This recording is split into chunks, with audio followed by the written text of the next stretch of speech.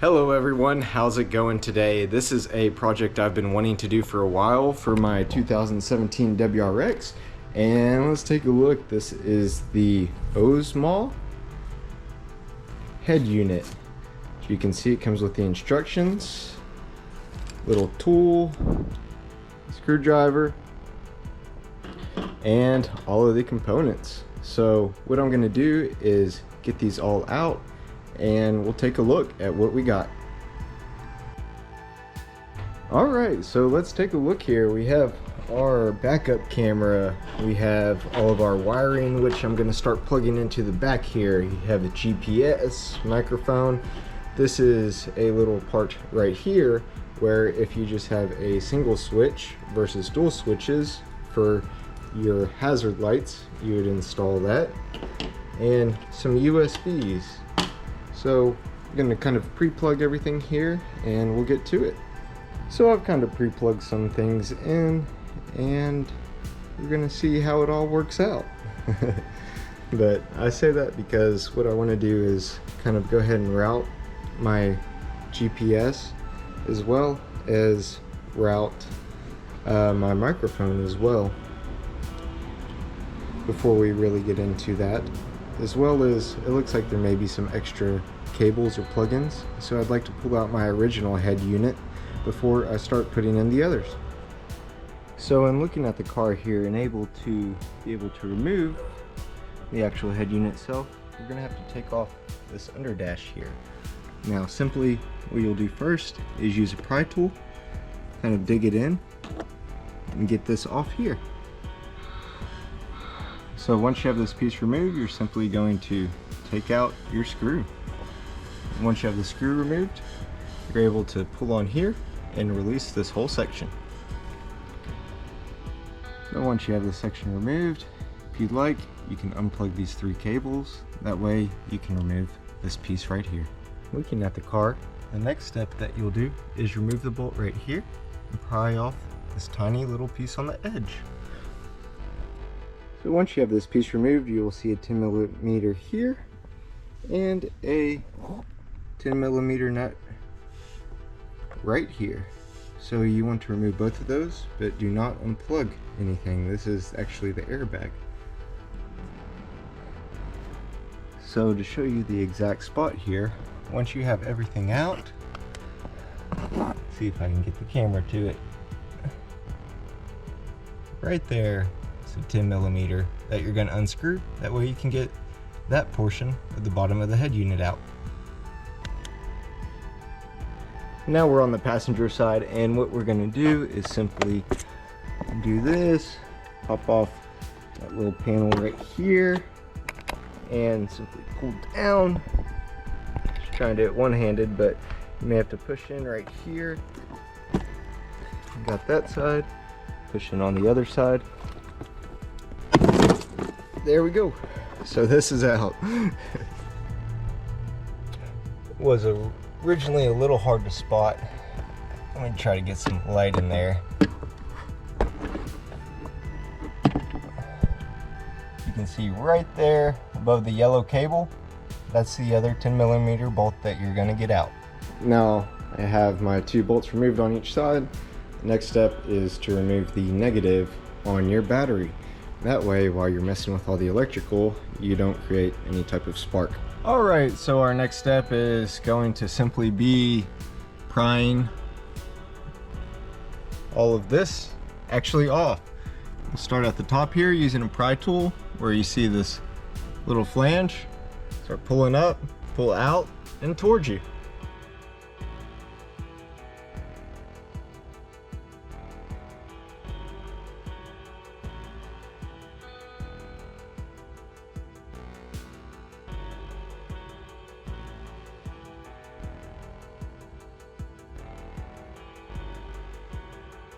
So I now have this top piece all popped off here, and I'm going to remove these two clips that are holding on my scroll wheel as well as my hazard button. Now that I have my buttons out, as well as the unit itself, I'm going to go ahead and transfer over the vents as well as the buttons to the new unit.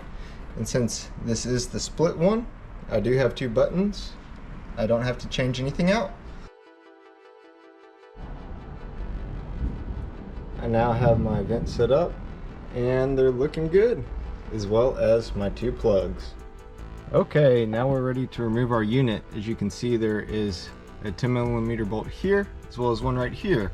So we'll go ahead and take both of those out and should be able to just pull back, really pull out actually, and get this head unit out.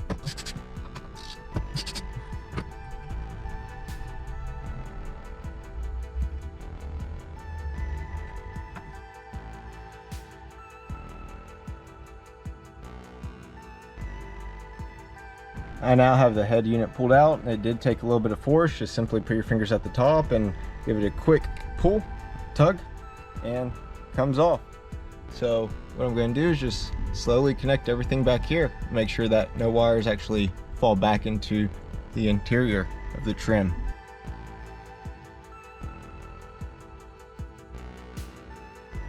I now have everything out, and we'll say that this plug here was a pain in the butt, but if you look on the very top, there's a little piece that you can push down on, and that's the way that you get that plug out. Now you can see the huge size difference in here versus here, where you're not going to need this anymore. Now what I am going to do is transfer over my AC buttons as well as this plug over to the new one. Now it looks like it's 4 bolts, so in order to remove this one as well as this other one here, it looks as if I'm going to have to remove these brackets. Alright, now basically in looking at the back here, you have your wire plugged in on this side, and this plugs in the wire here, making this shallow connection. This is actually for your rear view camera, so it should work there. The only other things that I plugged in was a 6-pin harness and a 4-pin harness for your USBs. Now apart from that, right here is where you have your connection for your GPS. I'm going to show running the GPS in the car first before connecting it here, as well as you have a plug. Let me find it here. Plug right here, and this one here is going to be your microphone. So simply plug all that into there and we are good. Now all these are for amps. Looks like you have your remote wire and all your other cables. Those aren't going to be necessary. Apart from that, looks like we're good to go. The only thing I'm questioning is this right here. To me, it looks like it's connected to the fan inside. So what I'm going to do is, I know this will be a hot wire, just go ahead and plug these two together. That way that fan will run when needed. And let me get a flashlight here. You can see my microphone, and I simply ran that cable all the way down here, tucked it in right here with a few others that I have, and ran it up underneath here through the hole where we took out that 10mm, and simply there at the dash. So there you see the wire all run out. For the GPS, I simply attached it kind of there in the corner and was able to use a pry tool, this one here, and just kind of jam it along the side. Now in getting everything all set up here, I'm simply going to connect right here my microphone. And then if you look down here, this is where I'm going to connect my GPS. So it's just a simple screw nut here, and it's on a swivel.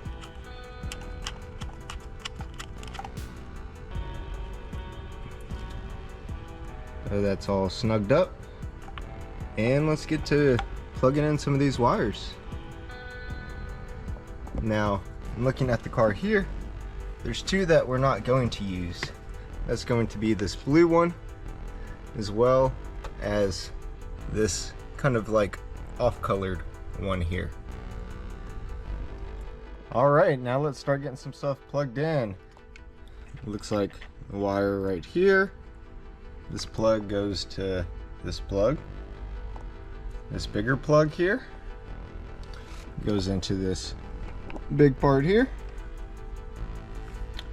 This one here plugs directly into here. And this other bigger one here seems to go right here. The only one I'm unsure about at the moment is this one. This is the one that has that connection here. So we'll test the backup camera before we get everything all buttoned up and see if it works. So as you can see in the back here, I do have some wires going around. Now, this may be a little embarrassing, but it took me about 5 hours messing with the OEM camera last night, as well as talking with 2 different audio shops to realize that the OEM camera is not going to work, that I need to work on the actual aftermarket. So with the aftermarket, it came with a few different things. Let me just kind of show you here now that I have it plugged in. And this will be specifically for a 16 and 17 WRX. What I have it plugged into is just this blank wire. Now the blank wire comes out of, I guess you would say, this pin here that has the 2 blue pieces coming out. Now make sure you don't tie anything to those, because one is the Wi-Fi antenna and one, I believe, is a radio antenna. So with that, this is what you plug into. You can just tape off here, and this is that long, probably like 8 feet of wire that you have. So you tape off this one, coming around to the back.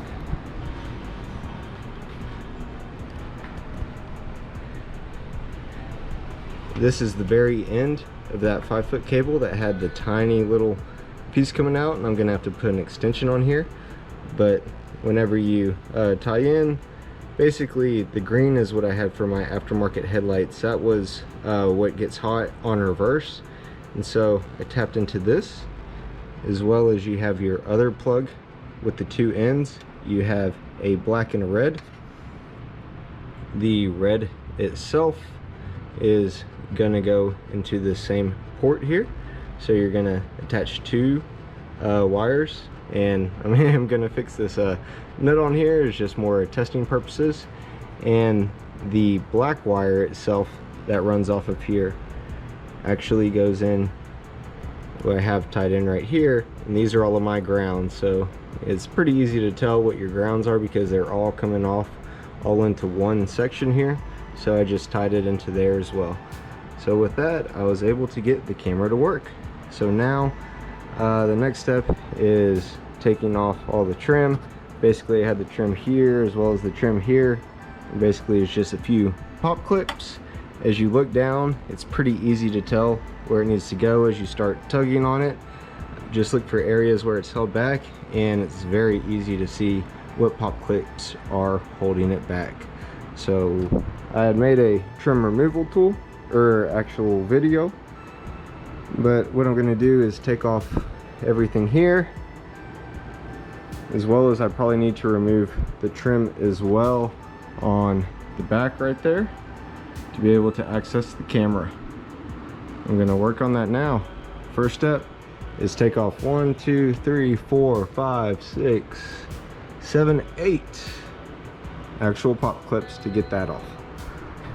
Alright, so now I'm moving on. You can see these 2 little green clips. That's what you'll push to be able to get everything out. But the biggest thing is you have 1, 2, 3, 4 10 millimeters you want to take off. So once you remove those 4 10 millimeters, you'll push, pop that trim off. Once you have the trim removed, you're basically going to go underneath here. You can see where the camera is connected. You'll unplug it here, as well as do these 2 push clips, and it'll take out the camera. So I had to make some adjustments to the bracket here. Basically used a Dremel, trimmed it off, and then used the camera, mounted the actual aftermarket camera bracket on here. I tried to maintain the original as much as I could, but kept running into issues. So this is the restore of it, and gonna plug it back into the car. Before putting the actual trim back on, you want to make sure that the camera is angled correctly. So in order to do that, you have to tighten up 2 screws on the side. So do not put the trim piece back on until you have your camera angle all set up. So as you can see, I ran everything around here along the wire loom, tucked it down into there, along the sides, ran it along the seat, tucked up underneath here, under that trim. And for any of the trim too, just simply pull it up. It's very, very easy. And just grab this, pull it straight up. I tucked it under here, ran it right back behind there. Now my next step is simply just to put the trim pieces back on. Pretty easy. So I finally have everything all buttoned up on the car, and it's looking good.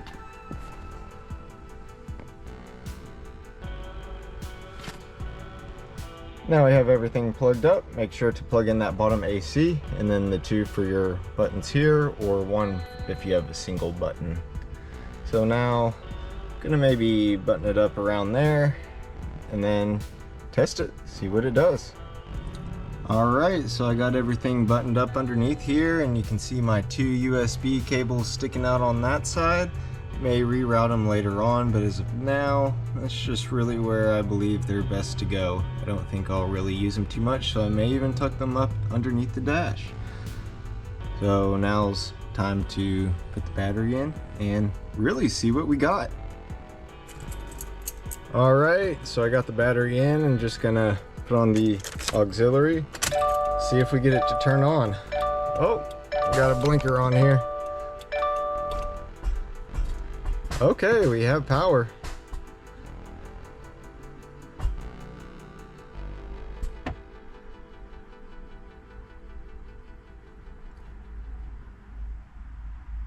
Seems like it's turning on.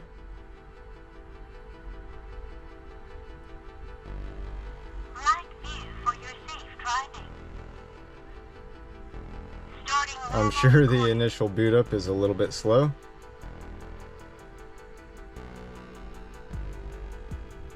Hey, we have a screen.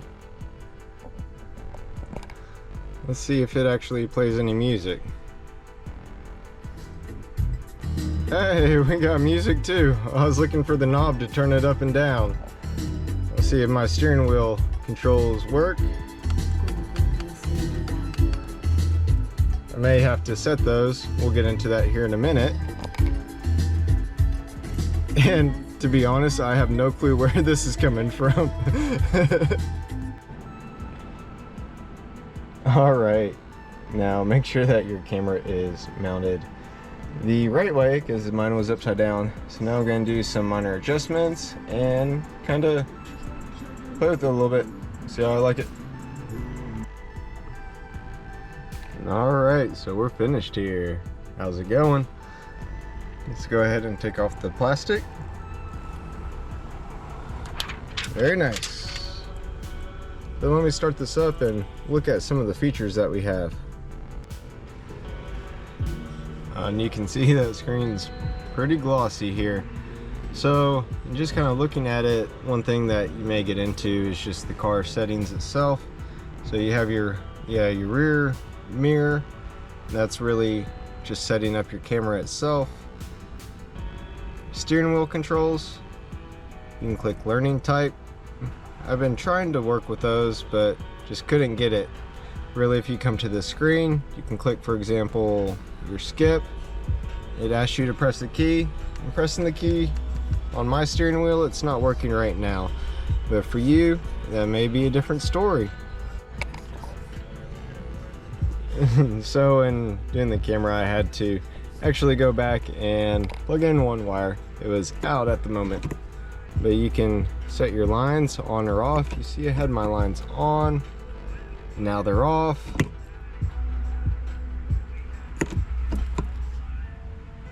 Pretty interesting. Now display itself, put a screensaver on, set your clock, sound, you have all your media controls. But one thing I wanted to get into a little bit more is back at the very beginning, it has Apple Play and it has the CarPlay by Android, so pretty cool. Getting into a little bit more on this, check out settings. Those are all of your network settings.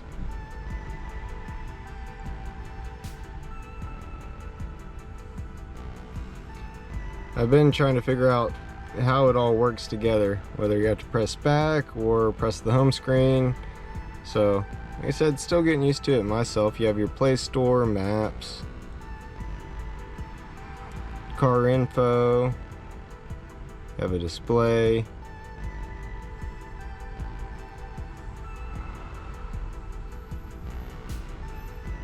Bluetooth was very easy to connect. You can also look at the fan, see that it's working, see that it's actually spinning.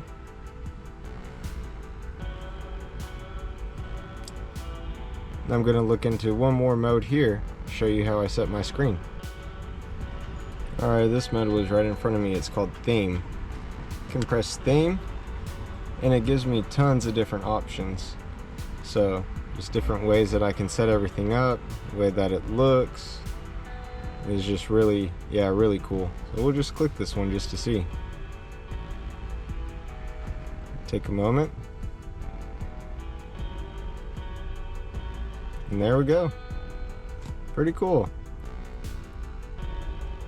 And this is one that may be a little too much for me here. We'll go back to the themes. See what else we got. There's one with the car.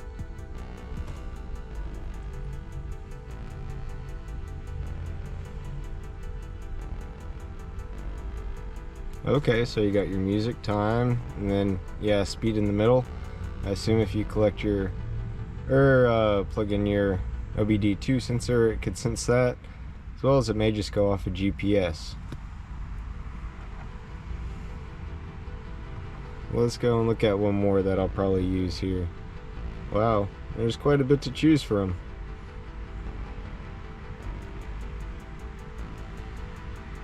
A lot of car themes. It's pretty cool. I believe what I had originally is something that I may stick with.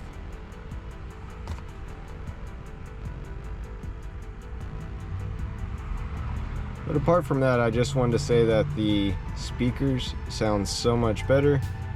It's turned out really nice, as well as just everything with this is worked out really well. To go back and forth between the features, I also found too that you can have your link and goes right back to it. So you got your Pandora, everything. Apart from that, that really just kind of wraps it up. I mean, most of the features that I covered are pretty straightforward here.